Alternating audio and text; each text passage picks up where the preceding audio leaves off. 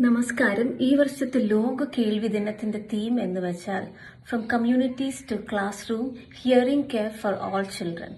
Act now so no child is left behind due to ear or hearing problem.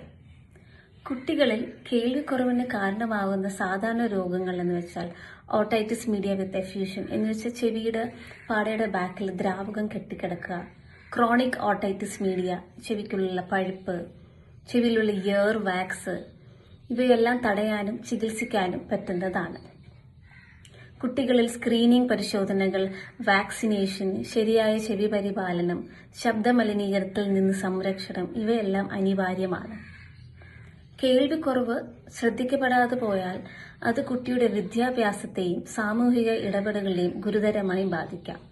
പലപ്പോഴും പഠനത്തിൽ പിന്നോക്കി പോകുന്ന കുട്ടിക്ക് യാഥാർത്ഥ്യത്തിൽ കേൾവി പ്രശ്നമാണ് കാരണം. ഇതെല്ലാം കൊണ്ട് നമ്മുടെ സമൂഹവും സ്കൂളുകളും ആരോഗ്യ പ്രവർത്തകരും എല്ലാം ഒന്നിച്ചു വന്നാൽ മാത്രമേ ഓരോ കുട്ടിയുടെ ഭാവി നമുക്ക് സംരക്ഷിക്കാൻ കഴിയൂ.